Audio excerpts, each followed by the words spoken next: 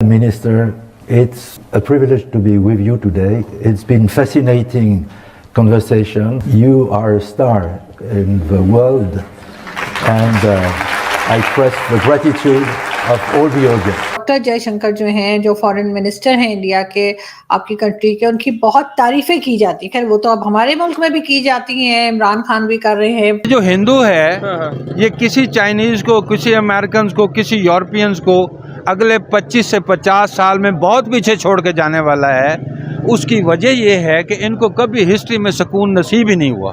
20-25 साल की उम्र में शायद वो IFS ऑफिसर बन गए।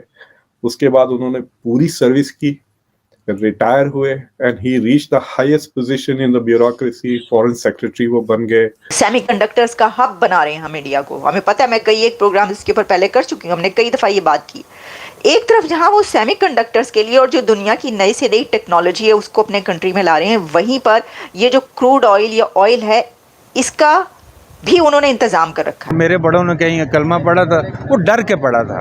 उनको पता था कि मेरी इज्जत जो है महफूज नहीं है, मेरी जायदाद जो है वो महफूज नहीं है, और वो जो हमारी वो भी है वो भी महफूज नहीं है। इनको मेहनत नहीं करनी, पाकिस्तानियों को पसीना नहीं बहाना, खून नहीं बहाना, ईमानदारी से काम नहीं करना, हरामखोरी। ये यहाँ से तेल निकल जाए तो हम सऊदी बन जाएं, यहाँ से सोना निकल जाए तो हमारी बल्ले बल्ले हो जाए। नमस्कार दोस्तों हम सब जानते हैं जयशंकर सर की फैन फॉलोइंग पूरी भारत भर में कितना ज़्यादा है, और सभी लोग जयशंकर सर की फ़ैन फॉलोइंग और जयशंकर सर के स्टेटमेंट की तारीफ़ करते हैं और कहते हैं कि उनके वजह से ही भारत की फॉरेन पॉलिसी इस वक्त इतनी स्ट्रांग है। वहीं दूसरी तरफ वेस्टर्न कंट्रीज़ जयशंकर सर को लेकर के काफ़ी ज़्यादा आलोचना करती है और कहती है कि ये काफ़ी ज़्यादा स्ट्रेट फेस्ड है और जयशंकर सर को इतना पसंद नहीं करती है। लेकिन दोस्तों अब वही वेस्टर्न कंट्रीज़ जयशंकर सर की तारीफ़ करने पे मजबूर हो गए हैं, और रिसेंटली ही एक कॉन्फ्रेंस के दौरान स्विट्ज़रलैंड के जिनेवा में वेस्टर्न देश में से एक जर्नलिस्ट जयशंकर सर को खुल करके तारीफ़ की और कहा कि जयशंकर सर पूरी दुनिया के लिए एक स्टार है और पूरी दुनिया उनकी स्टेटमेंट और उनकी फॉरेन पॉलिसी की एक बहुत बड़ी फ़ैन है और उन्हें फॉलो करने की कोशिश करती है। तो चलिए इसी पर आगे पाकिस्तानी मीडिया का रिएक्शन देखते हैं, जो पाकिस्तान इस वक्त जयशंकर सर की काफ़ी ज़्यादा तारीफ़ भी करता है। तो चलिए आगे इस वीडियो को देखते हैं। अगर आपको हमारा ये वीडियो पसंद आए तो वीडियो को लाइक करें और अपने दोस्तों के साथ इस वीडियो को ज़्यादा से ज़्यादा शेयर करें। जयशंकर को देखें, he is focused on his job, और दूसरी चीज ये है कि unlike Bilawal Bhutto who is learning on the job, ये आदमी की जिंदगी भर का प्रिपरेशन ही यही था। 20-25 साल की उम्र में शायद वो IFS ऑफिसर बन गए। उसके बाद उन्होंने पूरी सर्विस की, रिटायर हुए, and he reached the highest position in the bureaucracy, foreign secretary वो बन गए। He was ambassador to some very important countries. वो जापान में भी सर्विस करे, चाइना में भी सर्विस करे, फिर उसके बाद then he became foreign minister. तो आई थिंक ये जो ब्यूरोक्रेसी से जो बोरो किया है, तो आई थिंक मोदी की ये decision to make him foreign policy minister itself shows के they respect expertise in the field। ये नहीं कि अपने रिश्तेदार को उठा के इधर से उधर से लाके बिठा दिया जॉब पे, whether they are qualified or not। Sir आप बिल्कुल ठीक कह रहे हैं। वैसे बिलावल भुट्टो का तो खैर कंपैरिजन बनता ही नहीं है डॉक्टर जयशंकर के साथ, बिल्कुल भी नहीं बनता। लेकिन मैं आपसे ये कह रही थी कि जो पहले इंडिया के फॉरेन मिनिस्टर्स रहे हैं उनसे अगर आप कंपेयर करें तो कैसे डिफरेंट देखते हैं? गो बैक एंड लुक, देखिए फॉरेन पॉलिसी का जो मकसद होता है उसके 2-3 मकसद हैं। एक जो आपके नेशनल सिक्योरिटी इश्यूज हैं और आपके जो नेशनल इंटरेस्ट है उनकी हिफाजत करें और मुल्क के ताल्लुकात दूसरे मुल्कों के साथ बेहतर करें। This is the goal, right.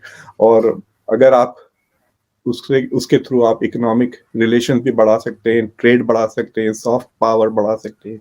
तो बेसिकली आपका मकसद है, you are like the marketing manager of your country. ये रोल है फॉरेन मिनिस्टर का।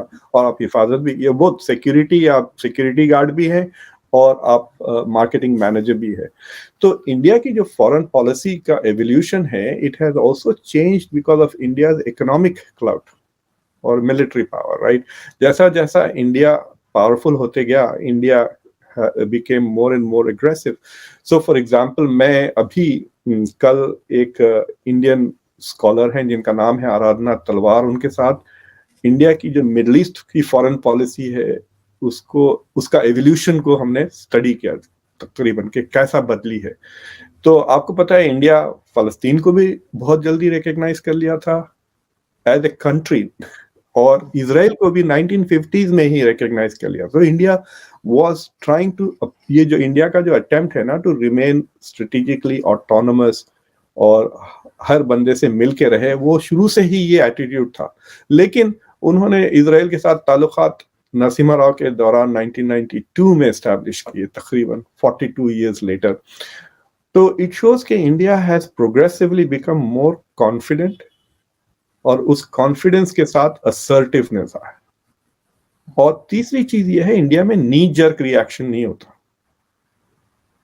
देखिए आप जिस तरह के टर्की की पॉलिसी ले ले, टर्की की पॉलिसी इधर जा रही, इधर जा रही, इधर जा रही, अब वो फिर वापस इजराइल के गोद में बैठ गए, राइट। इतने उन्होंने तमाशे किए थे, जाके अहमद दावूदोगलू ने आंसू बिछाए गाजा के ऊपर जाकर, अर्दोगान ने कुरान की आयतें पढ़ दी, उनकी बेगम रोने लग गई, ये सब। अब वो सब कहाँ गया? वो सब मतलब इट्स लाइक सडनली उनकी फॉरेन पॉलिसी इधर जा रही है, कभी रशिया की तरफ।